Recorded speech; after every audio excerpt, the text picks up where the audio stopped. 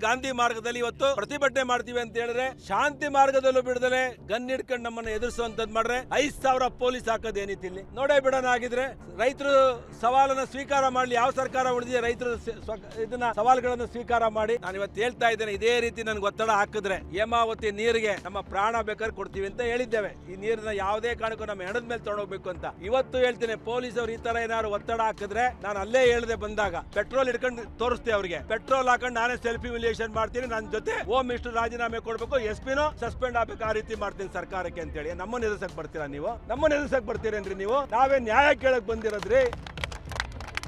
ಈ ದೇಶಕ್ಕೆ ಸ್ವಾತಂತ್ರ್ಯ ಕೊಡ್ಬೇಕಾದ್ರೆ ಎಷ್ಟೋ ಜನ ತಮ್ಮ ಬಲಿದಾನ ಹಾಕಿದ್ದಾರೆ, ತ್ಯಾಗ ಮಾಡಿದ್ದಾರೆ. ನಾವು ತ್ಯಾಗ ಮಾಡಕ್ ರೆಡಿ ಇದ್ದೇವೆ, ನಮ್ಮ ಜೀವ ಕೊಡಕ್ಕೂ ತ್ಯಾಗ ಮಾಡಕ್ ರೆಡಿ ಇದ್ದೇವೆ. ನಾನು ಮಾನ್ಯ ಮುಖ್ಯಮಂತ್ರಿಗಳಿಗೆ ಎಚ್ಚರಿಕೆ ಕೊಡ್ತಿದ್ದೇನೆ, ಖಡಕ್ ಆಗಿ ಹೇಳ್ತಿದ್ದೇನೆ. ಕೂಡಲೇ ನೀವು ಜಿಲ್ಲೆಯಲ್ಲಿರುವಂತ ಎಲ್ಲ ಶಾಸಕರನ್ನ ಮೀಟಿಂಗ್ ಕರಿಬೇಕು, ಆಗುವಗಳನ್ನ ಚರ್ಚೆ ಮಾಡಬೇಕು, ಏನ್ ಅನ್ಯಾಯ ಆಗ್ತಿದೆ ಸರಿ ಮಾಡಬೇಕು. ಇಲ್ಲ ಅಂತ ಹೇಳಿದ್ರೆ ಇದು ಸ್ಯಾಂಪಲ್ ಅಷ್ಟೇ. ಇವತ್ತು ನಿಮ್ಗೆ ಪೊಲೀಸ್ ಫೋರ್ಸ್ ಹಾಕಿ ನಮ್ಮನ್ನ ಎದುರಿಸಿದ್ರಲ್ವಾ, ಹಳ್ಳಿ ನಮ್ಮನ್ನ ಬಂಧಿಸಿದ್ರಲ್ವಾ, ಹಳ್ಳಿಗಳಲ್ಲಿ ರೈತರನ್ನ ಬಂಧಿಸ್ತಿರಲ್ವಾ, ನೋಡೇ ಬಿಡ್ತೀವಿ. ಜೈಲ್ ಬರೋ ಕಾರ್ಯಕ್ರಮ ಹಾಕೊಳ್ತೀವಿ, ಜೈಲಲ್ಲೇ ಹೋಗಿರ್ತೀವಿ, ನೋಡೋಣ. ಸವಾಲ್ ಸ್ವೀಕಾರ ಮಾಡ್ತೀವಿ. ನಿಮ್ಮ ಪೊಲೀಸ್ನ ಹತ್ತಿಕ್ಕೆ ಇವತ್ತು ನಮ್ಮನ್ನ ಬಂಧಿಸುವಂತ ಕೆಲಸ ಮಾಡ್ತಿರಲ್ಲ, ನಾವು ಜೈಲಲ್ಲಿ ಇರೋಕ್ಕೂ ಸಿದ್ಧ, ಪ್ರಾಣ ಕೊಡಕ್ಕೂ ಸಿದ್ಧ.